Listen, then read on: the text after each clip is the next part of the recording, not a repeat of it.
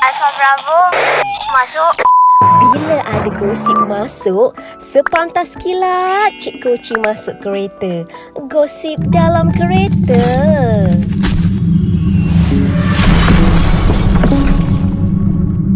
Kena like dan share tau.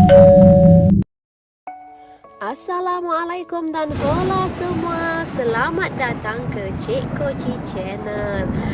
Jom hari ni kita ada cerita sedih yang bertajuk Kau pregnant ke, berpantang ke, tetap kena layan aku. Isteri tewas di samping bayi. Jangan ambil mudah kerana meskipun dalam rumah tangga masih lagi wujud istilah meragut kewanitaan. Walaupun sudah berkahwin, si isteri tidak boleh diperlakukan sesuka hati sehingga memudaratkan selain boleh diletakkan dalam kategori kekerasan. Namun ada segelintir lelaki di luar sana malah melayan wanita umpama tempat melampiaskan nafsu semata-mata. Kisah sama turut terjadi kepada salah seorang wanita ini sebelum diceritakan semula oleh si adik. Dalam konvensyen berkenaan, arwahnya si kakak cukup bahagia berkahwin dengan seorang lelaki yang boleh dikatakan serba-serbi sempurna, baik dari segi pekerjaan mahupun paras rupa. Sehinggalah dia disahkan mengalami high risk pregnancy ketika sedang mengandung anak kembar. Assalamualaikum warga IIUM Confession. Aku nak share satu cerita yang dah bagi kesedaran dekat diri aku sebagai seorang lelaki, suami dan ayah kepada 5 orang anak. Walaupun apa yang aku sampaikan ini ada yang tak boleh terima, baik lelaki mahupun perempuan. Cerita aku agak kejam dan jijik kalau kamu semua baca sebab ini berkaitan dengan arwah kakak aku yang dah setahun lebih meninggalkan kami sekeluarga. Ceritanya bermula bila arwah kakak aku berkahwin dengan seorang lelaki yang boleh dikatakan sempurna di mata dia dari segi kerjaya, harta dan paras rupa. Setahun lepas mereka berkahwin, arwah kakak aku disahkan mengandung anak kembar. Nak dijadikan cerita, doktor sahkan arwah kakak aku ni kategori high risk pregnancy sebab 2 kali dia tumpah darah yang berpunca dari suami dia sendiri. Doktor dah nasihatkan suaminya masa tumpah darah kali pertama jangan sentuh kakak dan diminta berpuasa menahan keinginan suaminya itu. Tapi suaminya tak pedulikan arahan doktor. Pada dia, doktor hanya sembang kosong dan kakak pula hanya mendiamkan diri sebab kakak saya memang jenis tak melawan sejak dia berkahwin dengan lelaki itu. Arwah kakak memang jenis yang kuat berahsia dari semua orang termasuklah saya, adiknya yang paling rapat ni. Sampailah hari dia melahirkan anak kembarnya, terjadilah satu insiden di mana seminggu ketika arwah kakak sedang berpantang, suaminya pulang dalam keadaan marah dan telah melakukan perbuatan yang tak boleh kami sekeluarga maafkan sampai sekarang. Arwah kakak berpantang di rumahnya sendiri atas permintaan suaminya. Mulanya kami sekeluarga tak bersetuju dengan cadangan suaminya sebab itu kali pertama arwah kakak bersalin dan berpantang sebab arwah kakak tiada pengalaman. Tapi suaminya berkeras dan mengatakan bahawa dia dah bayar confinement lady untuk jaga arwah kakak. Satu malam ketika suaminya pulang ke rumah dalam keadaan marah, arwah kakak tengah tidurkan anak kembarnya masa itu. Suaminya memaksa arwah kakak melayan dia ketika kakak dalam keadaan tak sihat sebab hari arwah kakak bersalinkan kembarnya, doktor bagi tahu yang arwah kakak banyak kehilangan darah dan banyak koyakan di kawasan bersalin. Arwah kakak menolak permintaan suaminya dengan baik, tapi suaminya tak pedulikan apa yang arwah kakak katakan. Dia tetap dengan keinginan memaksa arwah kakak melayan nafsu binatangnya.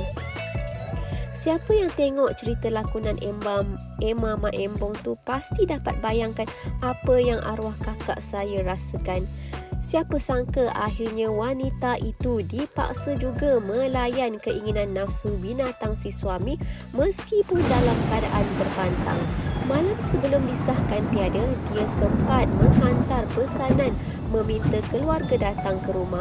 Jiran juga ada yang mengadu mengatakan kedengaran suara anak menangis dalam jangka masa yang lama. Rupa-rupanya si kakak sudah 2 jam pergi kerana mengalami bleeding yang teruk.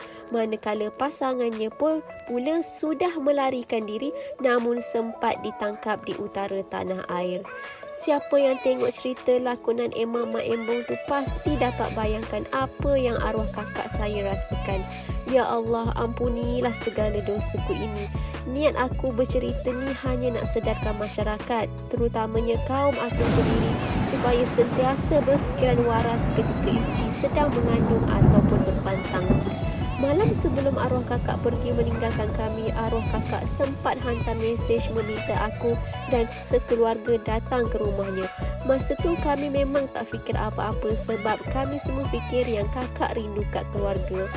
Malam ketika kami sampai, jiran sebelah rumah arwah kakak datang berjumpa dan bagi tahu yang anak-anak arwah kakak tak henti-henti menangis. Kami tak fikir panjang, terus masuk rumah mencari arwah kakak dan anak-anaknya. Rumah masa tu gelap, hanya lampu dapur dan lampu ruang tingkat atas je yang menyala. Suami kakak masa tu tiada di rumah. Bila mak kami terjah bilik kakak, rupanya kami masuk bilik arwah kakak. Kami sekeluarga terkejut melihat keadaan arwah kakak yang dah tak sedarkan diri dalam keadaan katil yang penuh darah. Aku tak banyak cakap, aku terus call ambulans dan polis untuk meminta bantuan keluarga. Bila MA datang cek keadaan arwah, MA bagi tahu yang arwah kakak dah meninggal 2 jam yang lepas akibat pendarahan yang terlalu banyak. Aku cuba call suami arwah kakak berkali-kali tapi tak dapat. Dekat situ aku mula syak sesuatu dan tak sedap hati sebab polis kata rumah kakak aku tiada kesan pecah masuk, tapi polis jumpa satu buku cacatan atas nama arwah kakak dan polis ambil buku serta handphone arwah kakak untuk dijadikan bahan bukti. Polis terus minta maklumat suaminya dari kami dan kami beritahu semuanya tanpa sorok segala jenis maklumat. Doktor yang merawat arwah kakak juga dipanggil untuk bantu siasatan. Selepas 2 minggu polis uruskan kes arwah kakak, akhirnya pihak mereka berjaya memberkas dalang segala punca kematian arwah kakak. Rupanya orang itu suami kakak sendiri. Dia diberkas ketika cuba melarikan diri dari roadblock di kawasan utara tanah air. Orang tua kami tak sangka yang menantunya sendiri tergamak buat arwah kakak sebegitu rupa. Hasil siasatan terhadap suaminya, pihak polis terangkan kepada kami punca suaminya bertindak begitu gara-gara angkara video-video tips layanan batin yang dia dapat dari sosial media, dan polis juga ada tunjuk mesej terakhir yang arwah kakak dapat dari suaminya. Yang aku ingat mesejnya seperti ini: kau mengandung ke, berpantang ke, sakit atau tak, kau tetap kena layan nafsu batin aku. Kalau tak, aku tak reda dan kau akan berdosa seumur hidup kau. Kau akan jadi isteri ahli neraka. Rupanya selama ni arwah kakak dilayan seperti binatang oleh suaminya. Kalaulah dari awal aku tahu suami dia macam tu, aku dah timpai suami dia cukup-cukup. Ya Allah, sampai sekarang aku rasa diri aku seorang lelaki yang tak berguna sebab tak mampu lindungi kakak sendiri. Remuk hati aku bila tengok keadaan arwah kakak. Arwah kakak satu-satunya anak perempuan dari kami adik-beradik. Setahun lepas kejadian tu, mak aku jatuh sakit sebab tak boleh terima apa yang jadi pada arwah kakak. Ayah aku pula meninggal akibat serangan jantung 2 bulan lepas kakak meninggal. Kalau korang dekat tempat kami sekeluarga, tak tahulah macam mana korang nak hadapi situasi ini. Anak kembar arwah kakak dijaga oleh kami sekeluarga sepenuhnya dan ayah kepada si kembar ini telah dijatuhkan hukuman gantung sampai mati akibat perbuatannya terhadap arwah kakak. Ya Allah, memang sedih sungguh Cik Koci rasa dengar cerita ini. Semoga ia menjadi tauladan kepada kita semua. Diulangi, artikel ini diambil dari artikel berkenaan. Sebagai penggemar media hiburan, harus berhati-hati dalam memilih sesuatu isu. Kami tidak bertanggungjawab kerana pihak kami tidak tahu kesahihan berita yang dikeluarkan. Jangan meletakkan kepercayaan penuh dan membuat spekulasi atas perkara yang kita tidak pasti. Menghayati hiburan boleh, jangan sampai kita melibatkan diri dengan fitnah dan buka aib mereka. Dari subuh, Cik Koci bagi gosip terbaik semestinya dalam kereta. Terkadang mengejutkan. Sampailah ke malam. Jangan kedekut like dan share tau. #Sepantas Kilat.